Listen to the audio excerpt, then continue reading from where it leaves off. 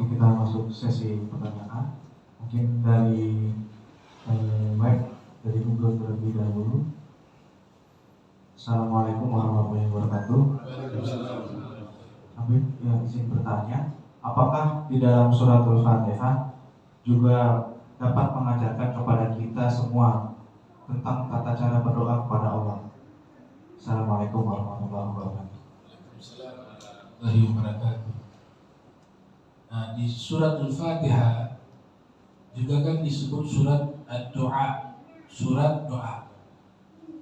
Salah satu bukti bahwa suratul Fatihah adalah surat doa, selesai baca atau selesai kita membaca suratul Fatihah, disunnahkan kita mengaminkan.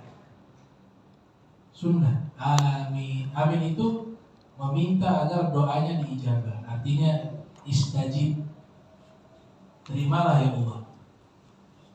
Nah, salah satu kitab yang membahas tentang adab berdoa, adab-adab berdoa, ada satu bab khusus di dalam kitab berjudul Idah Asrari Ulumil Muqarrabin. Dalam kitab tersebut menyebutkan di antara adab-adab berdoa dan juga termuat di dalam surat Fatihah, kalau menyebut nama Allah dalam berdoa, gunakanlah nama-nama jamalnya Allah, nama-nama indahnya Allah. Kita gunakan nama-nama indahnya Allah, disebut Al-Asma'ul Husna. Di dalam surat Fatihah jelas Allah Ta'ala ajarkan adab tersebut. Jangan kita kaitkan nama Allah dengan hal yang tidak layak dinisbatkan kepada Allah. Misalnya, wahai Allah khaliqal khinzir, misalnya, wahai Allah zat yang menciptakan babi, itu tidak layak. Walaupun babi itu kita sudah paham, babi itu ciptaannya Allah, tapi adabnya nggak bagus. Maka dikatakan di situ di suratul Fatihah, ketika kebaikan dinisbatkan kepada Allah, dikaitkan kepada namanya, bahkan didomirkan dengan domirnya anta. Jadi an'amta alaihim, kamu berikan nikmat pada mereka. Nikmat kan baik, makanya Allah gunakan lafaz kamu. Kita melafazkan Allah, engkau yang berikan nikmat. Tapi ketika murka, Allah tidak pakai aku murka atau kamu murka kepada mereka, tapi diganti dengan maghdub. Mereka adalah kaum yang dibenci, tanpa menggunakan kata ganti. An'amta alaihim. An'amta, kata kerja, kamu berikan nikmat pada mereka. Tapi ketika murka, itu kan tidak baik maknanya, marah.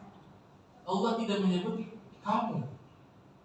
Itu pendidikan kepada kita. Jangan kaitkan segala hal yang buruk, yang tidak layak dinisbatkan kepada Allah, walaupun itu adalah ciptaan Allah, walaupun itu sumbernya dari Allah. Karena kalau ada kejadian, Nabi ajarkan, kalau kalian mengalami satu keburukan, kalian mengalami satu kegagalan, walaupun itu masuk ruang lingkup takdirnya Allah, jangan salahkan Allah. Wa man wajada nafsahu, siapa yang mendapati dirinya kebaikan, falyahmadillah, puji Allah, sanjung Allah. Tapi kalau kalian mendapatkan keburukan, fala yalumanna illa nafsah, jangan salahkan Allah, salahkan diri sendiri. Al khairu yunsabu ilaihi, kebaikan semuanya dikaitkan kepada Allah. Wasyarr laisa yunsab ilaihi, tapi keburukan jangan kita kaitkan kepada Allah, walaupun itu bagian daripada fi'lullah, perbuatannya Allah, kehendaknya Allah. Itu namanya adab doa. Nah, para salaf mengajarkan tuh, memulai doa kita sebut nama-nama indah Allah, kita memuji terlebih dahulu Allah. Alhamdulillah, itu kan kita sedang menyanjung Allah.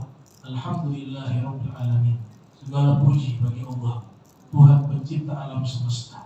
Kemudian kita kaitkan dengan sesuatu yang paling dicintai oleh Allah, yaitu Nabi Muhammad SAW. Maka diajarkan salawat, Allahumma sholli ala sayyidina Muhammadin wa ala ali sayyidina Muhammad.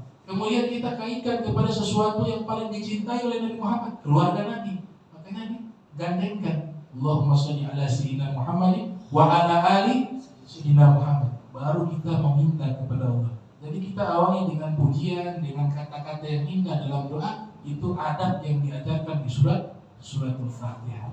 Kurang lebih demikian. Nah, fil hadis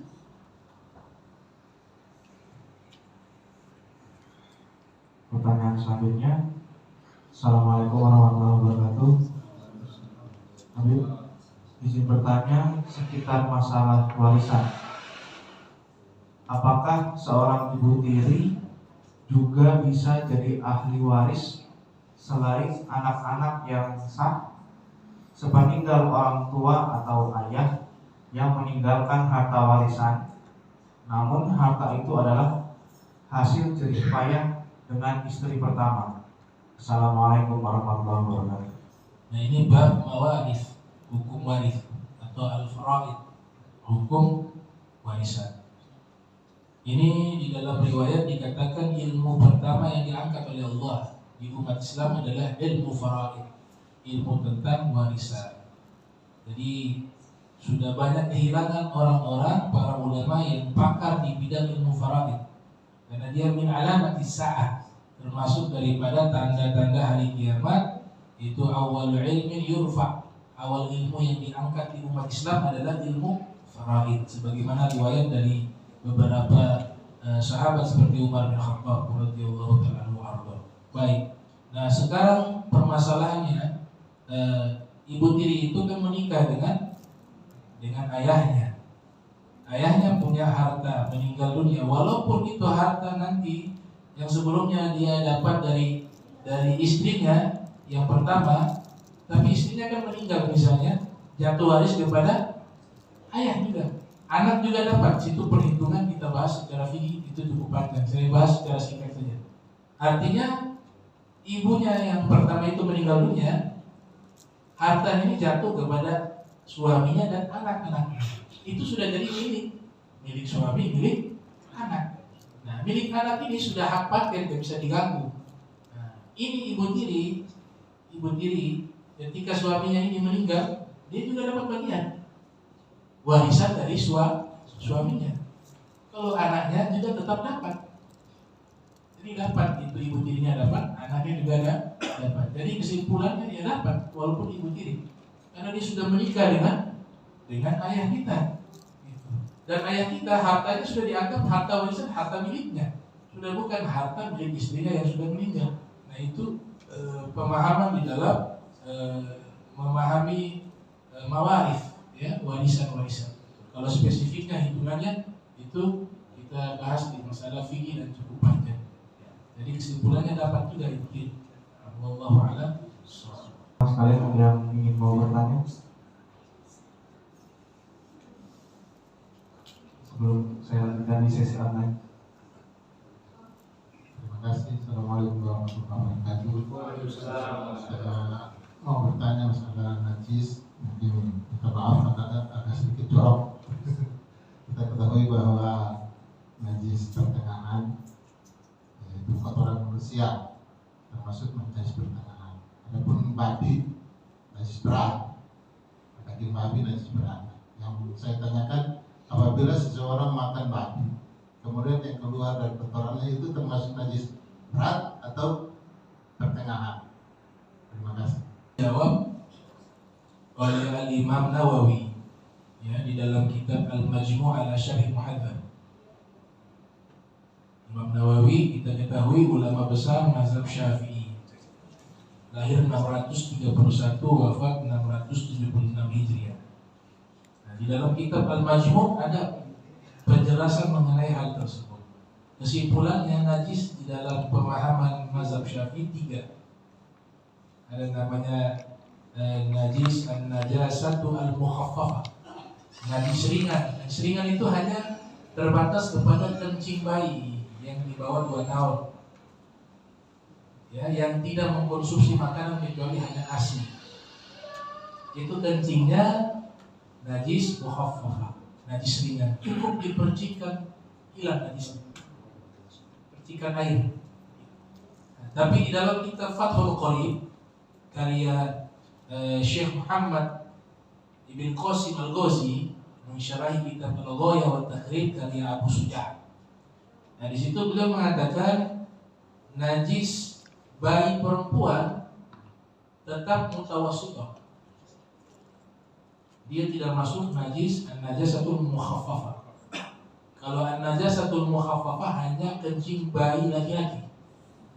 Karena kencingnya bayi perempuan baunya lebih tajam, ya, dia punya bau lebih tajam dan berbeda dengan kencing bayi perempuan. Nah, itu najis, namanya an-najasatu al-mukhaffafatu. Yang kedua namanya an-najasatu al-mutawassithah, najis pertengahan. Definisi najis pertengahan ini gampang. Dia bukan najis berat dan juga bukan najis ringan. Selebihnya itu najis pertengahan semua. Artinya najis berat kita ketahui khinzir wal kalb, babi dan anjing. Wa far'u, ya, wa far'u ahadihima, juga peranakan dari keduanya juga najis. Najis mughalladhah, najis berat. Contoh, ya, di kawin silang ada di Jerman waktu itu kejadian, dibuat kawin silang domba dengan babi, domba babi. Lahir dia kayak domba, bulunya domba, mukanya separuh domba, separuh babi.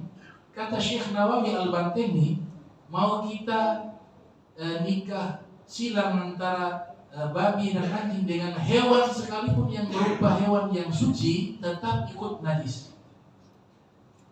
Walaupun bentuknya bentuk kambing, bentuk domba. Kawin silang dengan babi, lahir bentuknya kambing semua. Tapi karena dia dikawin silang dengan babi atau anjing, dihukumi kepada najis, bukan dihukumi kepada yang suci. Jadi dombi itu jangan dibuat hewan kurban. Tetap walaupun mukanya face-nya itu face domba, tetap dia babi. Dombi, domba, babi.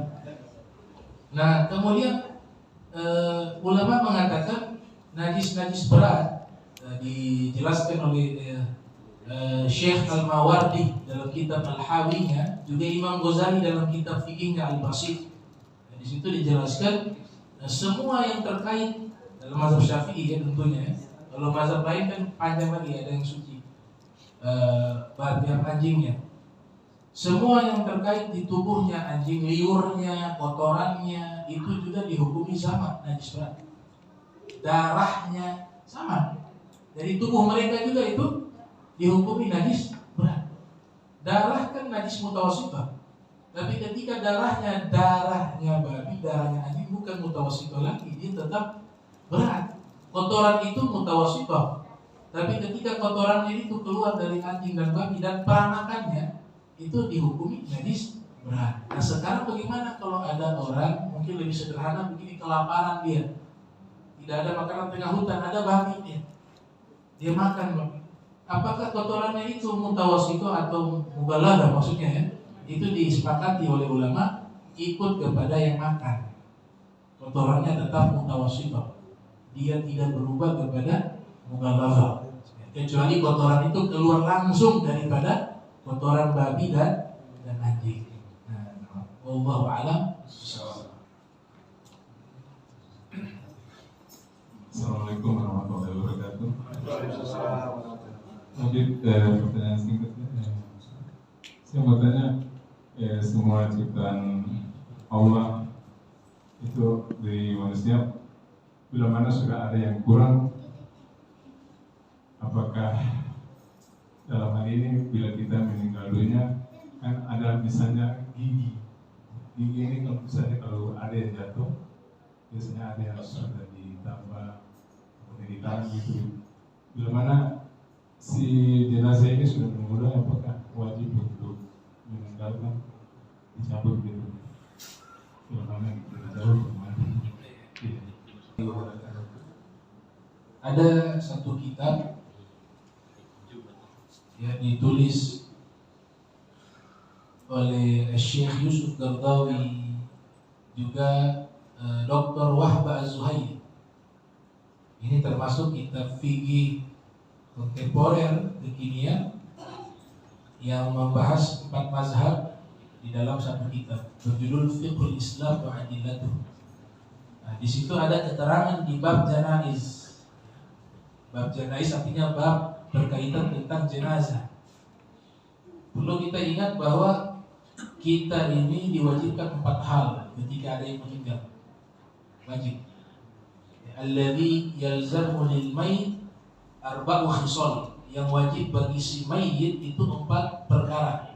Yang pertama, ghusluhu, dimandikan jenazahnya. Yang kedua itu takfinuhu, dikafani. Yang ketiga as-sholatu alaihi, disolatkan jenazahnya. Yang keempat dafnuhu, dikuburkan. Berkaitan dengan jenazah yang dikuburkan, yang misalnya tadi ditambal giginya, itu dilihat dari sisi mudaratnya, mafsadahnya. Kalau memang sampai menyebabkan rusaknya jenazah tersebut, jika dipaksakan dilepas, maka jangan dilakukan. Tidak masalah. Tapi kalau tidak merusak itu jenazah, tidak ada mafsadah, bisa dilepas. Jadi kita lihat dari aspek tersebut. Makanya ada kasus yang terjadi di tengah-tengah umat Islam yang pernah saya singgung waktu itu. Dia meninggal, giginya ini didimas dari atas sampai bawah, semuanya didimas. Baru anak-anak yang ditinggal orang susah. Secara hukum fikih, yang namanya harta itu tetap diwarisi. Itu emas harta.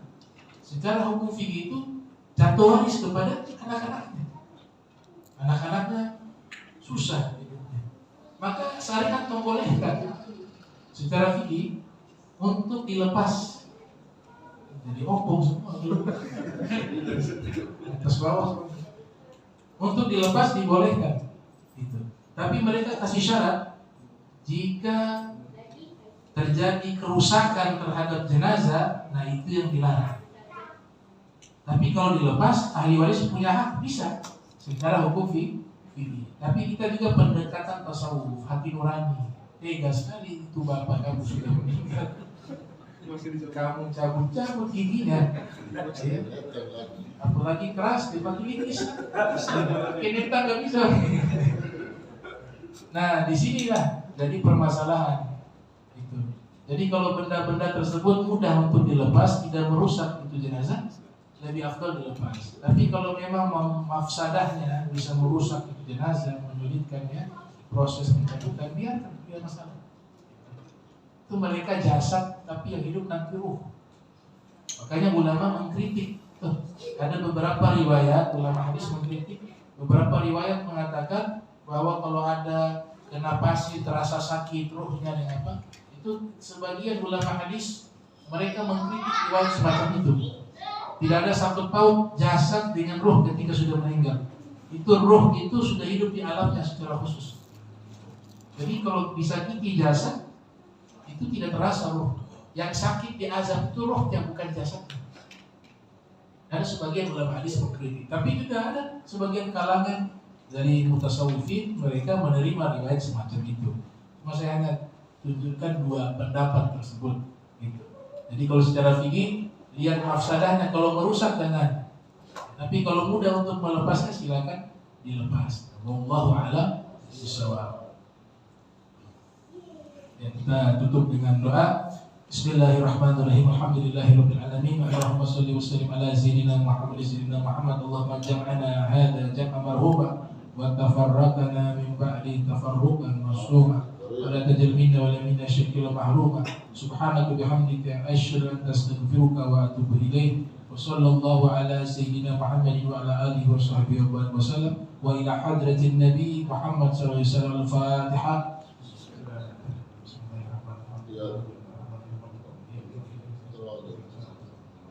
Subhanallah wa tahiyyatu fiha salam wa akhir da'wa alhamdulillahi rabbil alamin wa lafu minkum wassalamu alaikum warahmatullahi wabarakatuh. Waalaikumsalam.